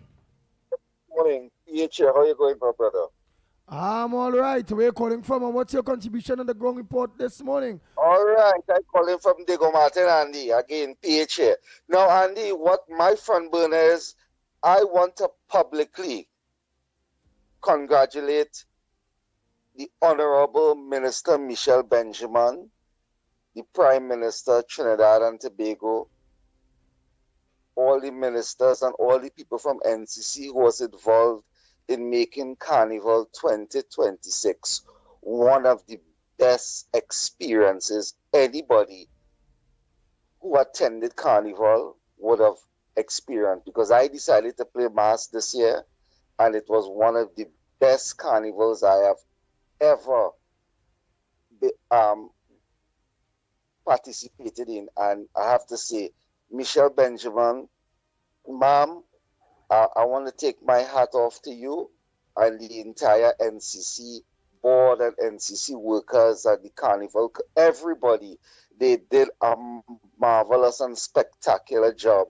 I don't know if people notice that there were a lot more people who attended Carnival than all through the other years. We even had more of the East Indian community participating in Carnival more than ever you have seen in any amount of years that passed at Carnival. And I have to say, you know, she did a fantastic job, and I can't wait for 2027 to see what more she will be unrolling for the people of Trinidad and Tobago. Again, thank you, Michelle Benjamin, Minister, and thank you, Prime Minister, for putting a lady like Miss Benjamin, a competent person, to be in charge of culture in Trinidad and Tobago, and plus a young person with different visions of how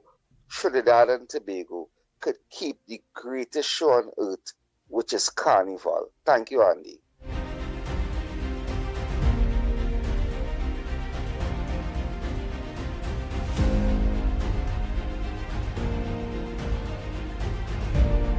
Andy, good morning again to you, Lennox, Mikey, Nigel, and to everybody out there.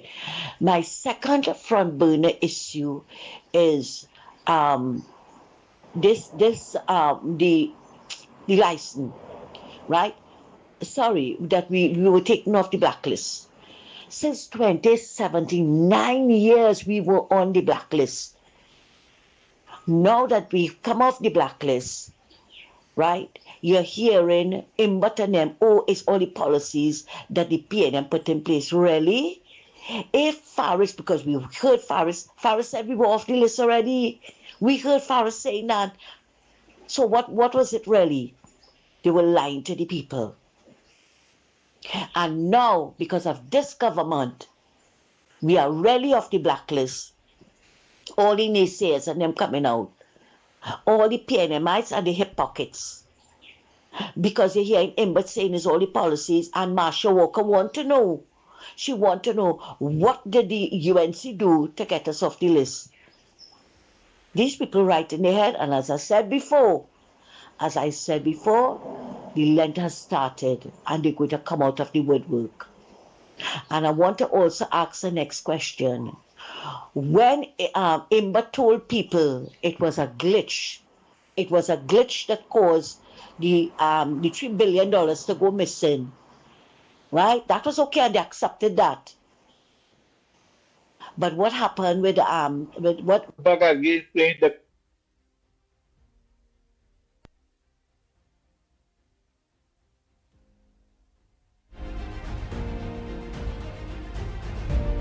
What's the guy's name? The night of the Dimashgra? No, it was deliberate. You see how it's situational ethics? And I also want to tell African-born and the Emancipation Committee, jump off that horse. Don't ride that horse. You want an investigation as to what it is happening with Helan. Yeah, that's his name, I think. Yeah, the night of the Dimashgra. You ain't asked for, you did not send out sympathy or ask an investigation into what happened to those children and the gunman. But you want an investigation into this? All your priorities are really in the wrong place. Thanks, Andy. Hey, Andy, good morning. Andy, Lennox, morning. Can one explain to me what is called an activist? Because this man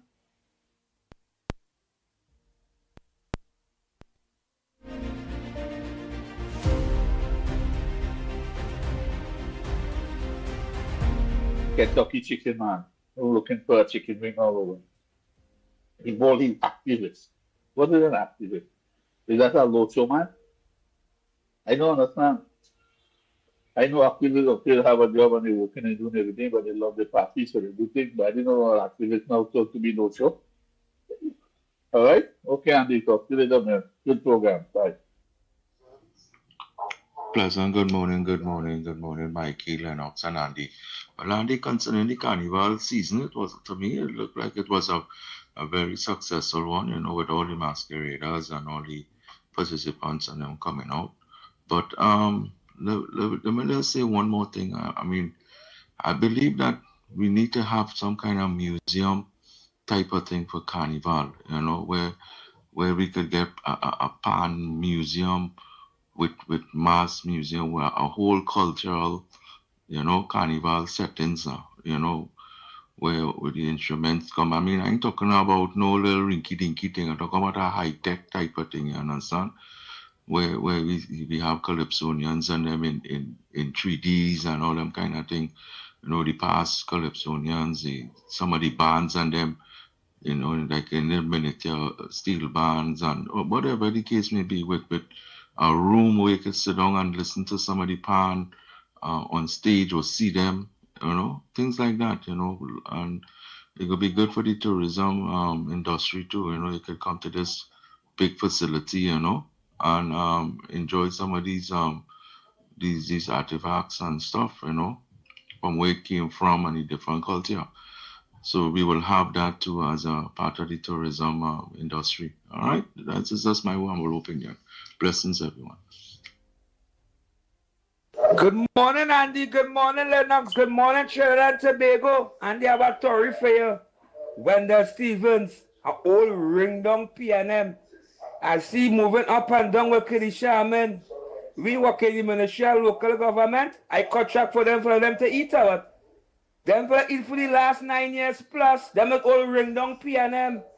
They were activists and loyal supporters watching and talking. I glad for all of them, Twiggy, all of them is ring down PNM, Iowa George, all of them. I glad for all of them, but deal with the real activists and the real supporters of the UNC, because them is white jacket, black jacket. That is looking good. So Ms. Kitty Shaman, call me and put me on the work roll. I'm calling in and sign your phone. I'll fight it through social development. To see if I can get it back, but I can't get it back. I'm going to move forward. I'm going to trying to see about. And then to see my night beautiful, my night too beautiful trying by. And you know I'm trying. You know I came from far. Oh God! When I let me see, eat until your belly bust. I camping hard for you, boys. And cut track.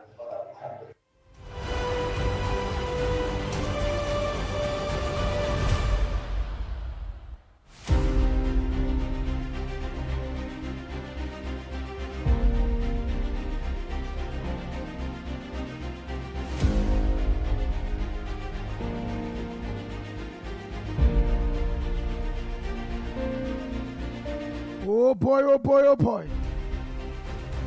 Yes, Lennox Smith. Yes, indeed. Of course, we have the guest that we were promoting earlier in an atmosphere of uncertainty, but now we can eliminate that because she is here with us, of course, the Honorable Minister of Local Government and Rural Development. I'm talking about Miss Khadija Amin. She's here with us at this point in time. Yes, indeed. I don't know if you want to start off because she's here. She only has a half an hour with us, but I have my questions lined up in my mind, but I'll give you the first crack, so to speak. Well, let me say Trinidad and Tobago, and to all you maxi taxi drivers, PH drivers, bus drivers, truckers, all of you that are carrying people to and from work, good morning to you. And yes, we have the honorable, hard-working Khadija Amin in studio. But my first question is, where the hell you just get all that energy and time to be all over and doing all that work, Minister? That's my first question. But we took an oath. This is the work I think of the UNC, you know. I mean, when I think about our councillors who are out there, in time of flood is UNC councillors, you see, in good times and bad. You know, and I think that really has a lot to do with our leadership. Kamla Persad-Bissessar has really been a driving force in opposition and in government. So this is how we always function. We function like this in opposition. We function like this to get into government, and we function like this in government. I'm not the only hardworking minister. It is a government led by a hardworking prime minister with a number of ministers who are performers. Nice. Boy, you can't get a better answer than that. One next question. How the cleanup went after the carnival or during the carnival? Because I know that the government hired approximately 1,000 people or so to get this thing cracking and when it comes to cleaning and all those different things. How that went? Yeah, well, the work started on the 2nd of February. It wasn't just cleanup for after carnival. It was preparation of venues for carnival. But you have masqueraders, but you also have areas where people go to the beach, river, people go and camp for the entire weekend. Churches and so on, youth groups go and camp. So we targeted, I met with every single corporation. We started in January. We met with every single corporation, UNC, PNM across the board. We met with their councillors, mayors and chairmen, but also with their CEOs and public health people and so on. We put things in place. We identified their key areas. We worked with NCC. We had meetings with the Minister of Culture, with the NCC, and we determined where NCC planned to have events, and we scheduled our cleanup around that. NCC has regional carnival, which I think was such a success because it really contributed to the rural communities and local economic development.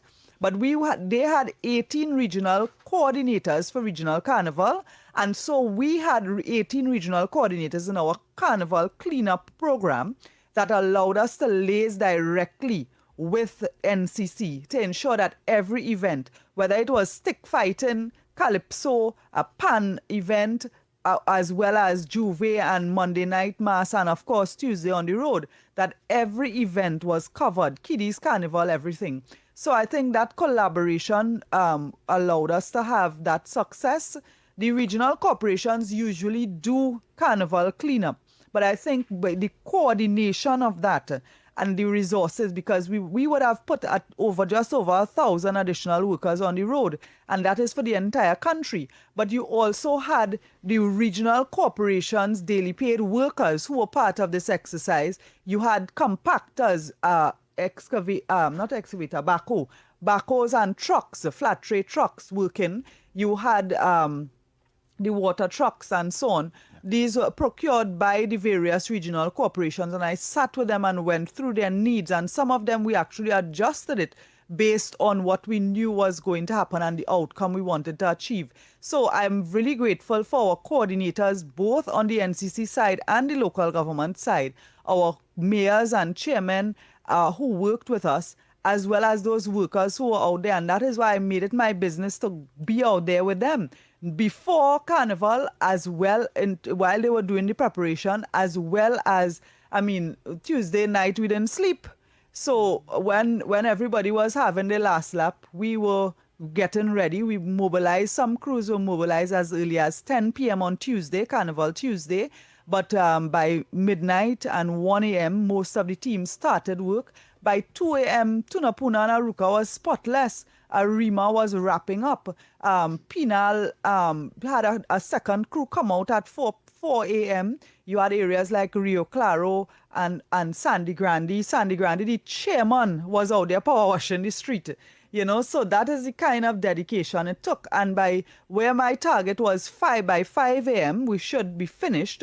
At 4 a.m., all the sweepers were finished, all the garbage was bagged, and trucks had already removed the bags of garbage, and the trucks were washing Arapita Avenue at 4 a.m. So they surpassed the target, which was at least by 5 a.m.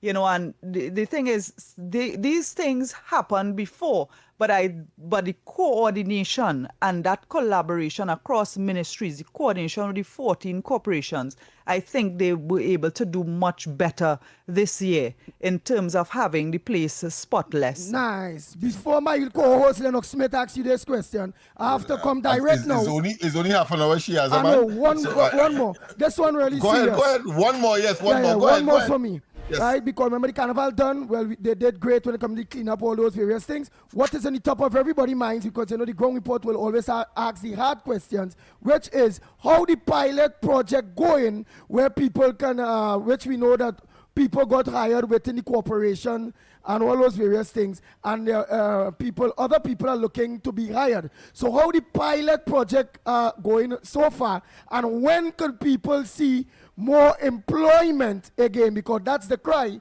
on everybody these days. More employment. Certainly, and our pilot actually has 220 workers through the entire country. Some corporations have a team of 12, some have 2 teams of 12 each. So the pilot is relatively small, but what it has given us in the ministry, as well as the administration in the regional corporations, the opportunity to fine-tune how we administrate those workers, how they work alongside the established workers. We have had discussions with the union. So the pilot started on the 15th of December and ends on the 15th of March. And thereafter, we will go to Cabinet for the expanded program with several recommendations in terms of changes. And one of the things that the Prime Minister speaks about, 2 things she speaks about for these programs is we are cutting out the middleman, cutting out the gang leaders, and giving people direct employment. But they must work. You must have productivity. And that actually saves money when you cut out the corruption. And the second thing is about transparency in hiring. So you'll recall that some time ago, the Ministry of Works would have hired persons and other ministries through the National Recruitment Drive. So when the pilot ends and the program is being rolled out, that will be part of, that will be part of what we announce in terms of how people can apply in a transparent way. Because right now, to be hired by the corporation, you are told you have to sign a book.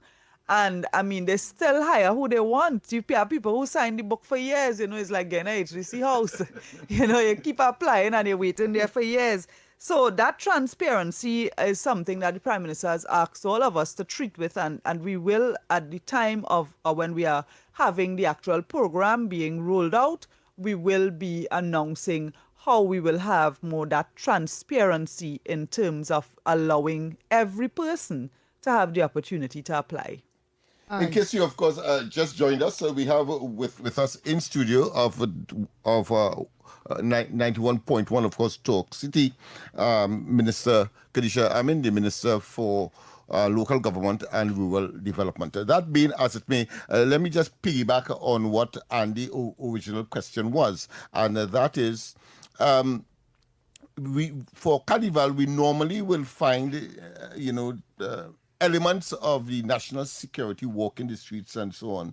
And here it is, of course, for the first time we have seen a minister outside of the national security apparatus walking the streets and, of course, reading the rat attack, so to speak, and all of that, as would normally be that of the national security to those young men who may run afoul of the law and so on. So tell us, what was behind that? I think, this government has been very hands-on. The Prime Minister as well she wouldn't just leave it up to you as a minister to say, okay, you run your ministry. She takes an interest. She call Alexander, what is going on, sturge that coordination between Homeland and Defense, working with culture. On the Friday, Carnival Friday, I think, those three ministers had a press conference because there was so much collaboration behind the scenes. The collaboration that we did with local government would clean up. It took weeks. It was weeks of planning where we were working with Minister of Culture. There were several meetings in Queen's Hall with all the stakeholders led by the Minister of Culture, including the protective services and local government and the mayor and chairman and so on.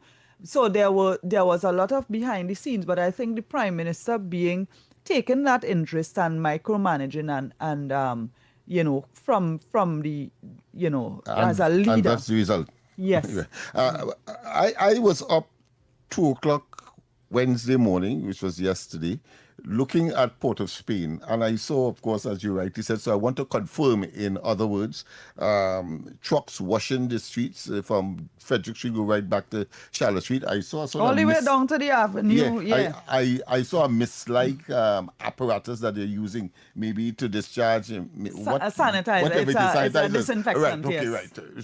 So we had all of that, but I am saying all of that to say that prior to Carnival, and in particular when this administration came into office, there was the cry across the regional corporation apparatus or family, where they were saying that there's a lack of money. Oh yeah, we still don't have money. But lack what of money. doing? But how come all of that Let me tell you, was achieved with the lack of money? That's my point. The amount of money you save from cutting out corruption, it is amazing.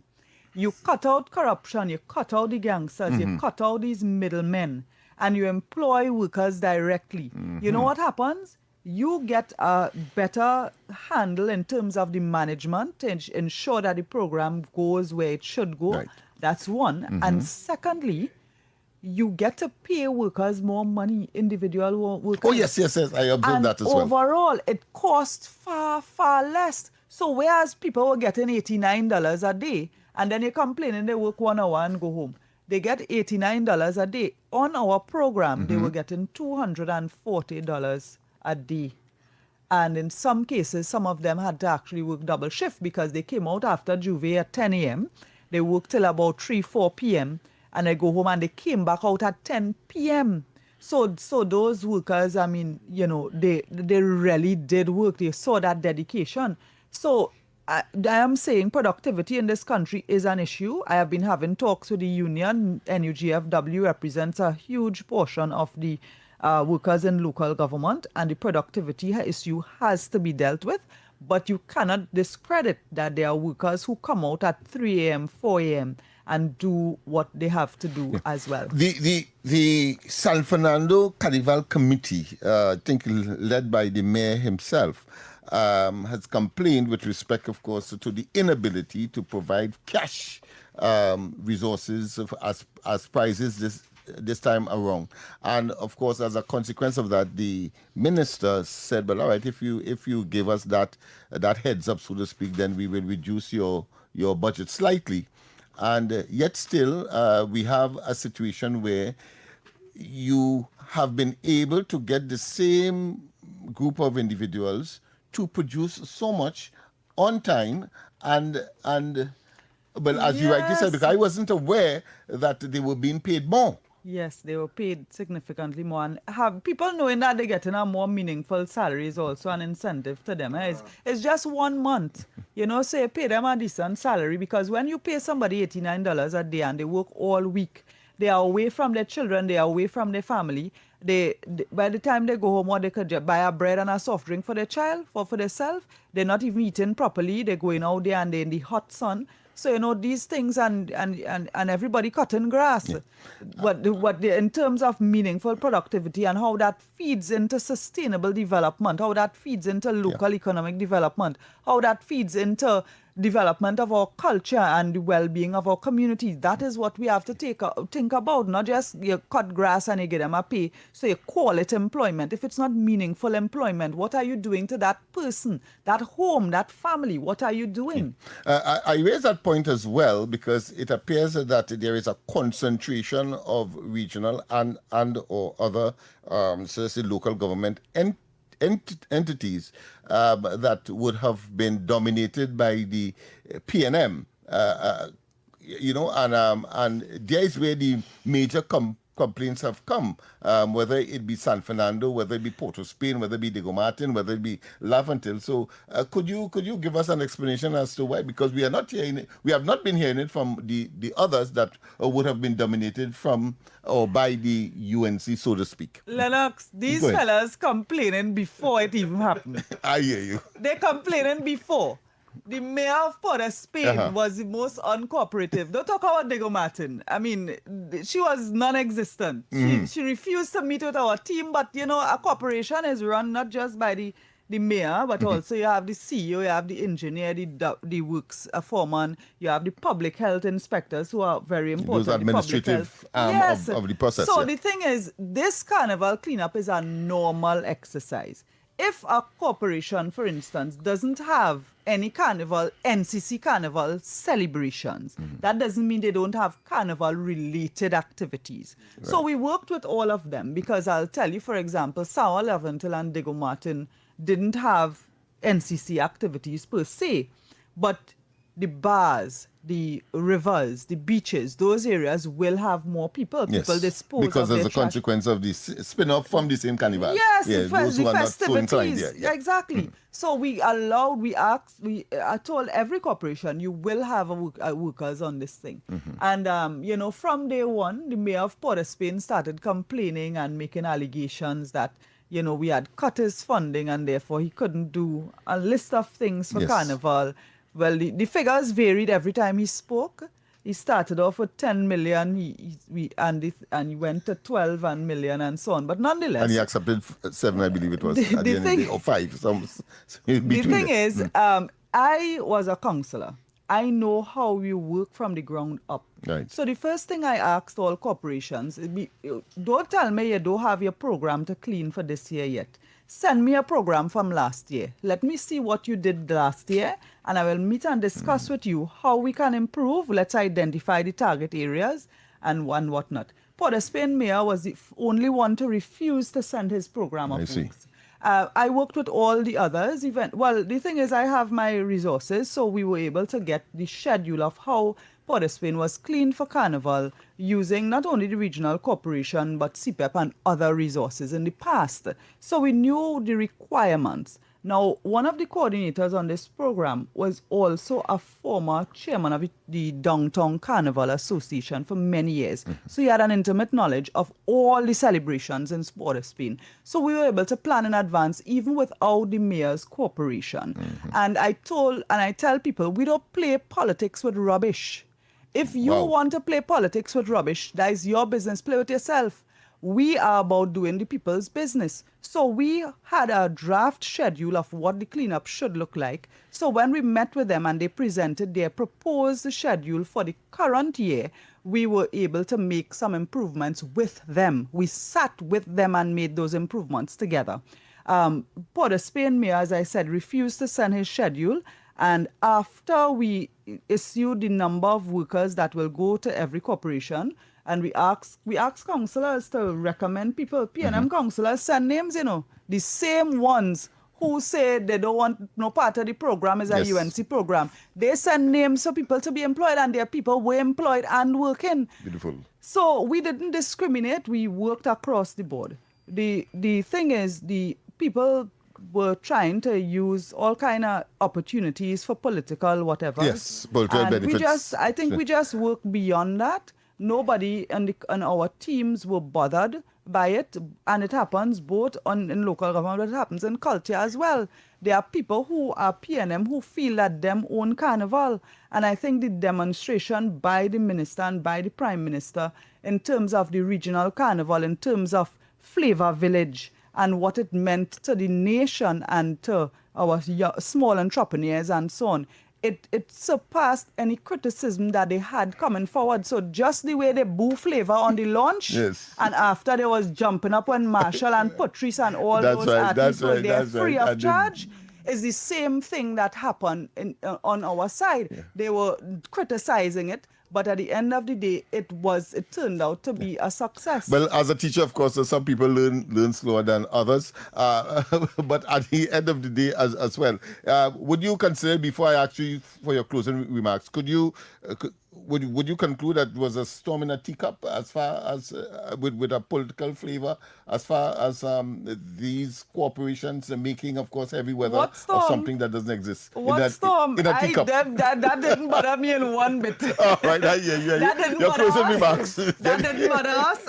But in terms of my closing remarks, I want to commend the Prime Minister for her leadership in this carnival, the Minister of Culture, Minister of National Security, and all the security apparatus, and particularly our 14 municipalities and those who were involved in regional carnival, because that meant so much for local economic development in our rural communities, and it really did operate as a boost to the economy and people's sense of community pride, and seeing mass in places like Rio Claro, Beach, Toco, Sandy Grande was packed. Areas like Maruga, Princestown, Tabaquite, Couva, all these areas that had carnival in such a meaningful way. The crowds were reflective of people's confidence to come out and be a part of the celebrations, because they felt safer, and it also meant that vendors also benefited. And of course, I just want to commend all of them, and I hope that next year we will do it again. I think we also have quite a number of things that would be improved based on when we examine what happened in culture, national security, and local government. And we will all make some improvements. Because the prices, were fabulous. The prices, $1 million across the board. Well, thank you very much, of course, Minister Kadisha. Well, I know the minister. With your presence. Andy, you still want to talk? Yeah, I know the minister, before she go, will make sure that that the whole issue of jobs for the needy, especially it has some single parents and all those various things, some parents actually. Andy, I want to tell you something, it have jobs and it have welfare. There are people who want to work and there are people who want a handout.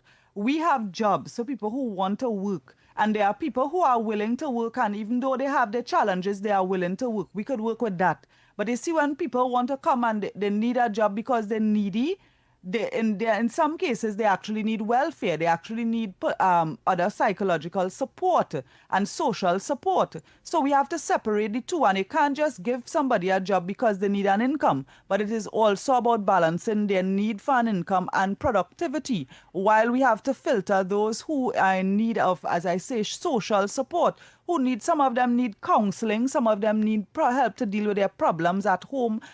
Some of them have had traumatic incidents in terms of their relatives were victims of murder, child father get gunned down, and they have reasons, and some of them are not very functional. So you have to separate that for the sake of productivity, and we have to treat with that between Ministry of the People and Social Development, and MP Vandana is a wonderful minister, and separate that so that we could get productivity, not only in local government, but across all government agencies. And are you saying that process is taking place to, of course, separate the goat from the sheep, so to speak? I don't want to use goat and sheep. But it's a cliche. People. I meet a lot of hurt people out there, people who, they have 6 children, different child father, this one get gunned down, they live with that trauma. Sometimes the murder happens inside the home, the children are traumatized, they're not learning in school, they're fighting in school, they have nobody to talk to them, the mother hustling, she doesn't have time to spend with her children,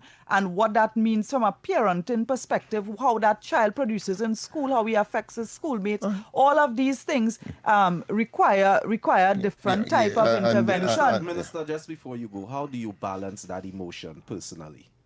How do you balance that emotion? Because you said something that brought some water to my eyes. You've dismissed quite a number of corrupted things that has been happening throughout years upon years, and you've been able to be here for a short time and get results. How do you manage that within yourself while working hard?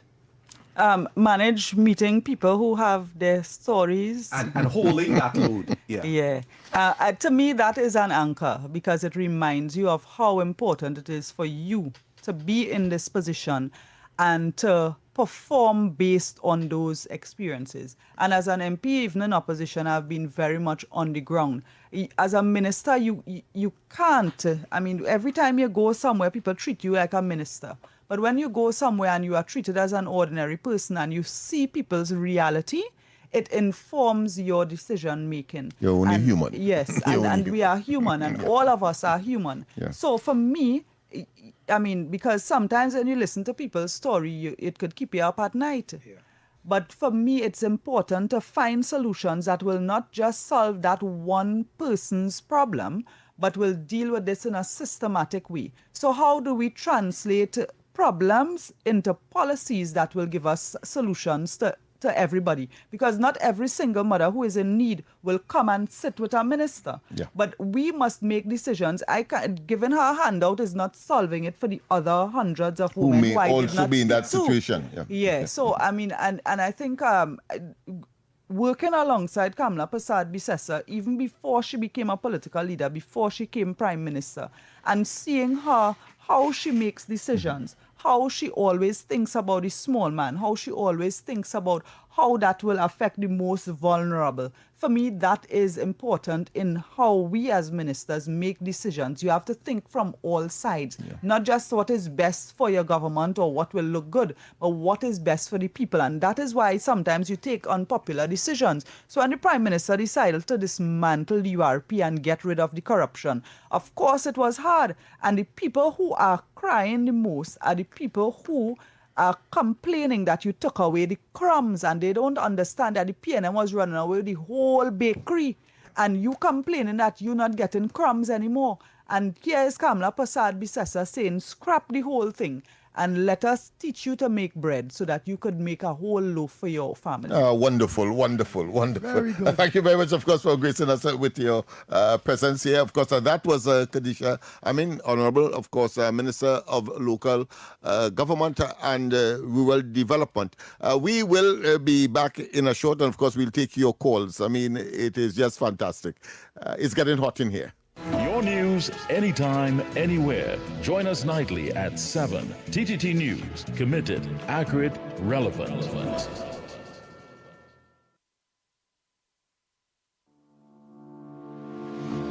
If you are a migrant currently living in Trinidad and Tobago without legal immigration status, this message is for you. The government of Trinidad and Tobago has introduced a special registration process for migrants who have overstayed or entered the country illegally. The online registration process will begin from Monday 26th of January and end on Wednesday 25th of February 2026. All applicants are first required to register through the official portal at migrantregistration.gov.tt. That's migrantregistration.gov.tt. After completing the online registration, there will be a mandatory in-person processing and verification which begins at the end of February 2026. The start date for that phase will be announced through official government channels. The in-person registration will take place at the Hazley Crawford Stadium, Port of Spain, the Atto Bolden Stadium in Balmain, Couva, and the Larry Gomes Stadium in Malabar, Arima, as well as the Dwight York Stadium, Bacalet, Scarborough, Tobago. Applicants will undergo a comprehensive verification process, which will include vetting by the Trinidad and Tobago Police Service involving fingerprinting and background checks. You will also be required to undergo basic medical screening. Upon completion of the registration process, successful applicants will be required to pay $700 for the migrant registration card. The ministry reminds undocumented migrants your participation in this exercise is essential, as failure to register during this window will result in deportation. This special registration process for migrants is your opportunity to be documented, protected, and allowed to work legally in Trinidad and Tobago for a defined period. For additional instructions, along with online application and required forms, visit the official portal at migrantregistration.gov.tt. That's migrantregistration.gov.tt. This message brought to you by the Ministry of Homeland Security and the Information Division, Office of the Prime Minister.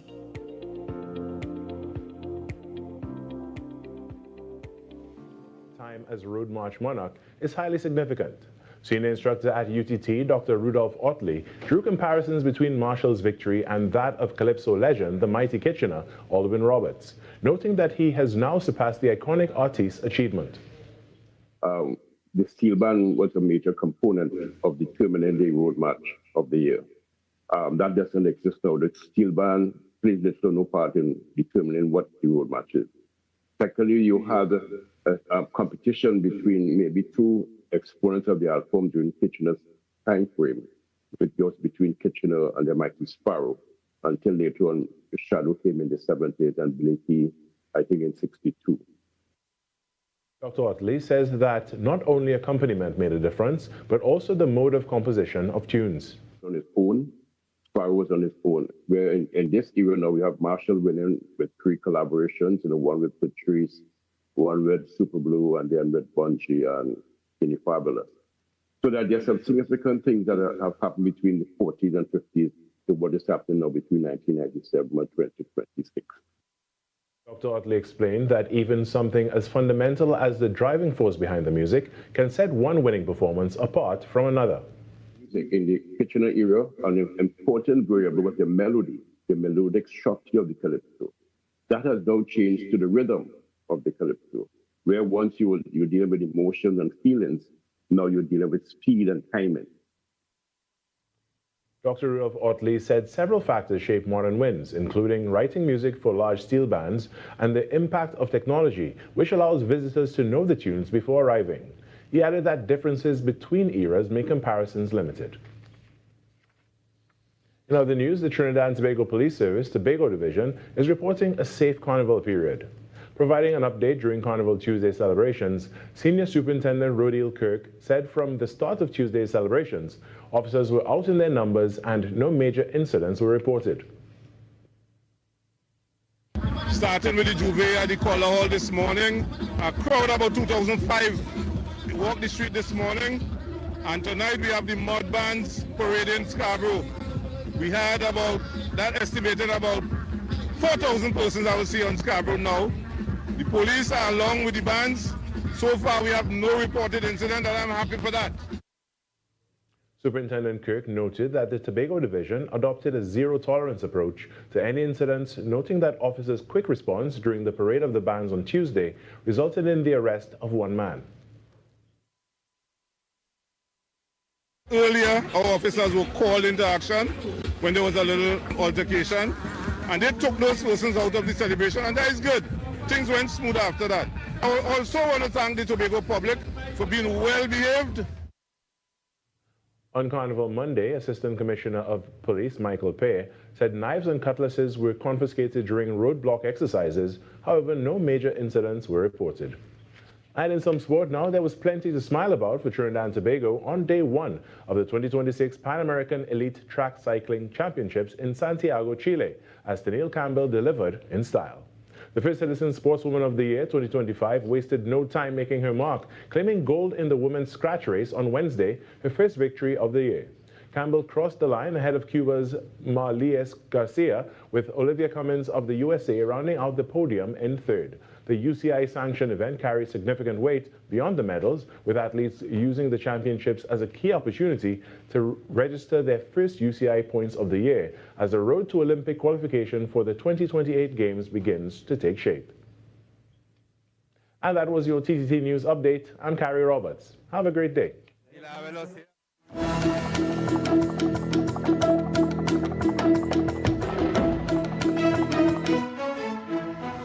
That was TTT News on Talk City 91.1 FM. Talk City 91.1 FM. Talk. This is about creating opportunity through responsible management and citizen participation in national wealth. We are targeting US $3 billion in new investment within the next few years in energy, in construction, in tourism, and the digital economy. Music. It's reconstruction time in Trinidad, so put your shoulder to the wheel, man, lad, move on, don't stop till you reach the top. You put a hand and I put a hand and we will sing. For big and for small in no time at all, prosperity. There's no other way to do it.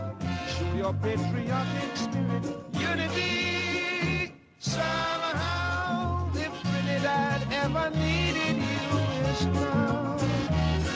Culture.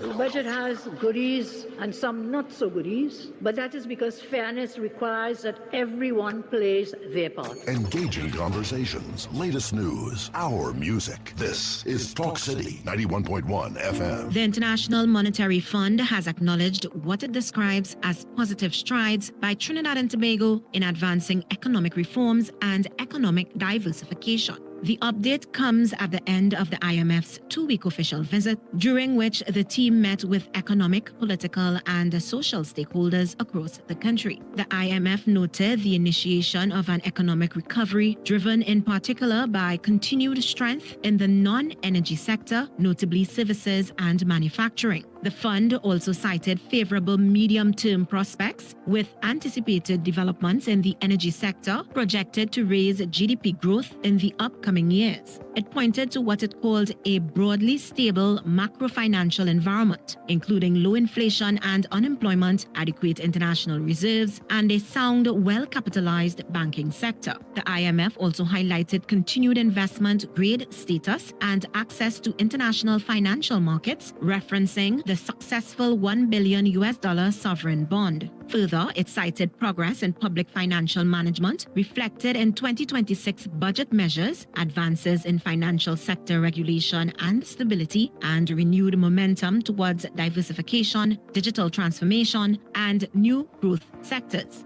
Finance Minister, the Honorable Devendranath Tanku, thanked the IMF team for its engagement and said the government looks forward to review